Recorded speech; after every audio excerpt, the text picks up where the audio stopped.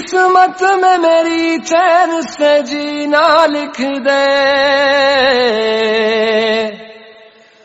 ڈوبے نہ کبھی میرا سفینہ لکھ دے۔ جنت بھی گوارا ہے مگر میرے لیے، اے کاتب تقدیر مدینہ لکھ دے۔ تاجدار حرم، تاجدار حرم ہو نگاہ کرم، تاجدار حرم ہو نگاہ کرم، ہم غریبوں کے دن بھی سنور جائیں گے، ہم یہ بے کساں کیا کہے گا جہاں، ہم یہ بے کساں کہے گا جہاں، آپ کے در سے خالی اگر جائیں گے تاجدار حرم۔ آج میرے اس ساتھ تیار ہونے کی وجہ ہم سب جانتے ہیں، ربیع الاول ہے، کل 12 ربیع الاول ہے، تو ہم لوگوں کے لیے تو یہ جشن عید میلاد النبی ہے، عید کا ہی دن ہے۔ السلام علیکم۔ ہم لوگ دنیا کے لیے اور دنیا کے فنکشنز کے لیے بہت تیار ہوتے ہیں، تو آج تو ہمارے پیارے نبی حضور صلی اللہ علیہ وآلہ وسلم کی ولادت کے دن ہے، 12 ربیع الاول ہمارے لیے کسی عید سے کم تو نہیں۔ تو آج میں اپنے چینل کے تھرو آپ سب کے ساتھ جشن عید میلاد النبی مناؤں گی۔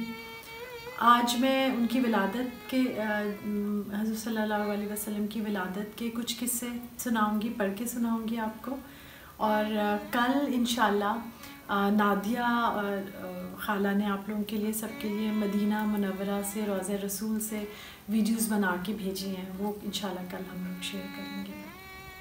حضرت عبداللہ اور حضرت آمنہ حضور صلی اللہ علیہ وآلہ وسلم کے والدین تھے۔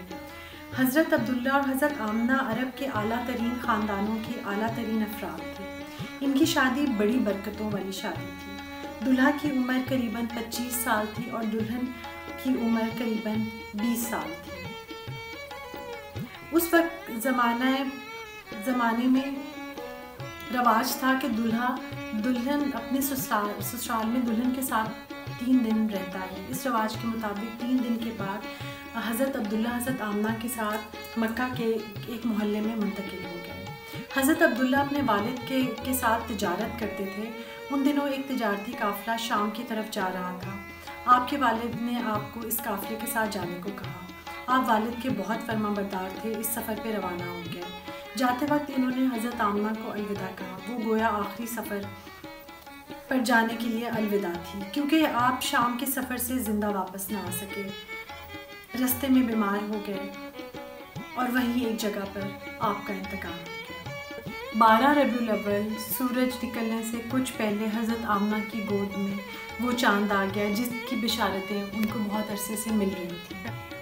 آپ کی پیدائش کے وقت حضرت عبد المطلب خانہ کعبہ میں دعا کر رہے تھے اور ان کو اطلاع ملی کہ ان کے ہاں ایک ننھا سا ان کا پوتا تشریف لایا ہے۔ پوتے کو اپنی گود میں لیا، پیار کیا اور اس کا نام محمد رکھا، جو کہ حضرت آمنہ نے خواب میں دیکھا تھا۔ اور اس موقع پہ اپنا بیٹا عبداللہ انہیں بہت یاد آیا۔ دنیا میں یوں ہی ہوتا ہے، اگر بیٹا فوت ہو جائے تو دادا پوتے پر قبضہ کر لیتا ہے، مگر آپ نیک دل انسان تھے۔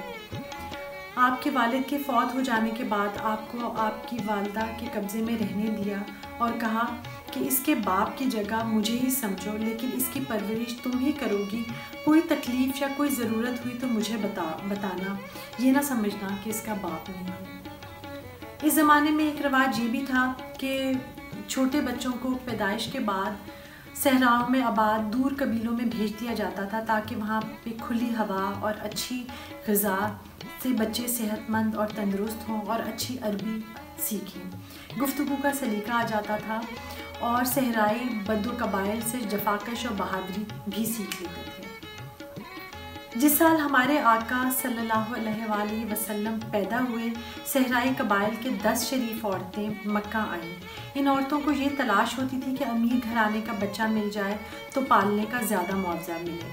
آمنہ کا لال تو یتیم تھا، یتیم کو پالنے کا کیا ملتا؟ جب خواتین کو پتہ چلا اس گھر میں بچہ تو ہے مگر یتیم ہے، وہ اسے چھوڑ دیتی۔ صرف ایک خاتون حلیمہ تھیں جن کو امیر گھرانے کا کوئی بچہ نہ مل سکا، تو بجائے خالی ہاتھ واپس لوٹنے کے یتیم بچہ ہی لے جانا انہوں نے بہتر سمجھا۔ دائی حلیمہ حضرت آمنہ کے گھر آئیں۔ ننھا بچہ ابھی 1 ماہ کا تھا۔ 1 ماہ کا بچہ اپنی ماں کا دودھ پی رہا تھا۔ دائی حلیمہ نے بچے کو گود میں لینے کی درخواست کی۔ حضرت آمنہ نے درخواست قبول کر لی۔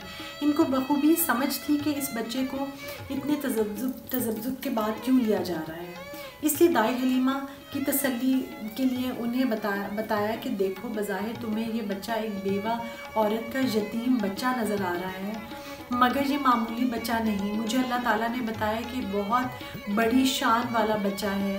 پھر بچے کو رخصت کرتے وقت انہوں نے دعا کی کہ یا اللہ، میں اپنا بچہ تیرے حوالے کرتی ہوں۔ دائی حلیمہ ایک غریب عورت تھی۔ اس زمانے میں کافی عرصے سے ان کے علاقے میں کوئی بارشیں نہ ہوئی تھیں۔ ان کے مال مویشی سب بھوکے تھے کیونکہ بارش نہ ہونے کی وجہ سے گھاس بھی نہیں اگی تھی۔ اس بچے کی برکت سے بارش ہوئی، ہری بھری گھاس نکلی، بکریوں نے خوب دودھ دینے لگی۔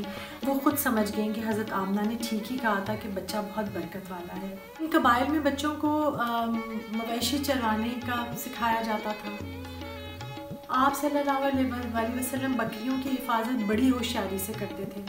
آپ صلی اللہ علیہ وسلم بہت بہادر بچے تھے۔ ایک دن کیا ہوا کہ آپ صلی اللہ علیہ وسلم دوسرے بچوں کے ساتھ بکریاں چرا رہے تھے کہ اچانک گھوڑوں پہ سوار ڈاکو آ گئے۔ آتے ہی بکریاں جمع کر کے ہانک کر لے جانے کی کوشش کی۔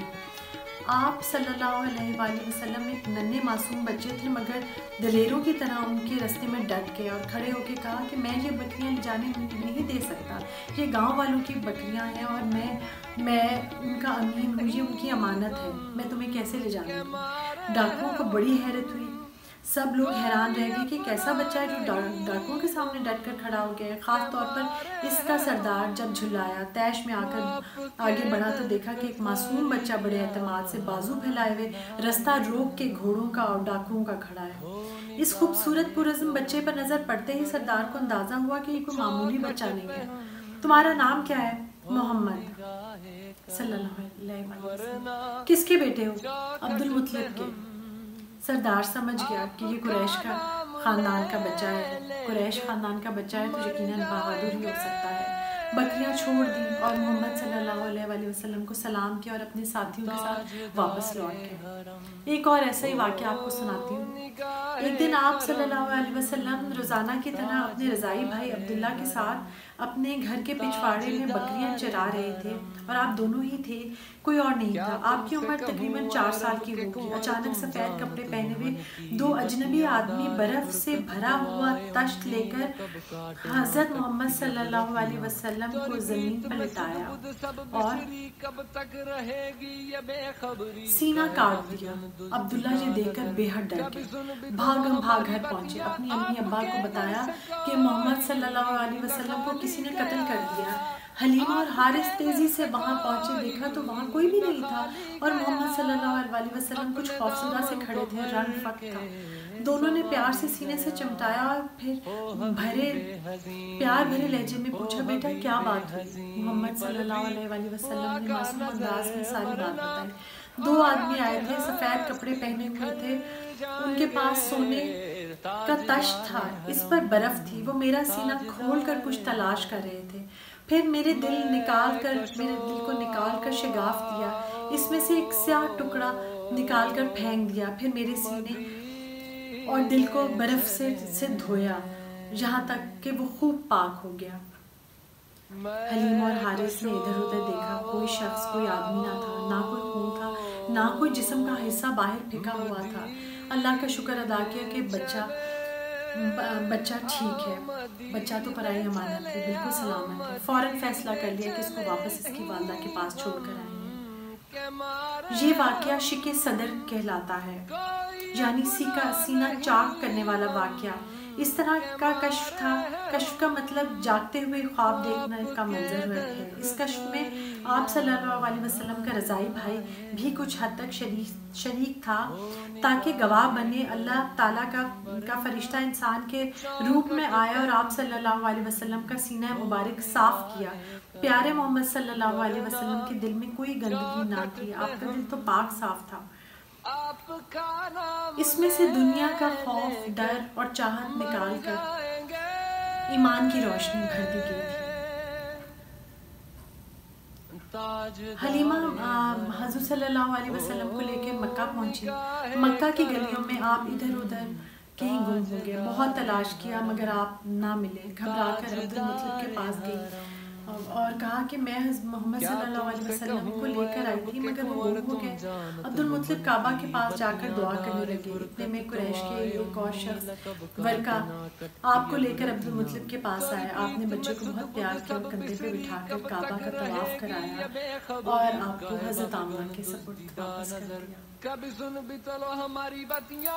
صلی اللہ علیہ وسلم کا اس دنیا میں آنا، حضرت آمنہ کے پاس سے حضرت حلیمہ کے پاس پہنچنا اور پھر حضرت حلیمہ کے پاس سے دوبارہ حضرت آمنہ تک پہنچائے جانے کے کچھ واقعات میں نے آپ کے ساتھ شیئر کیے۔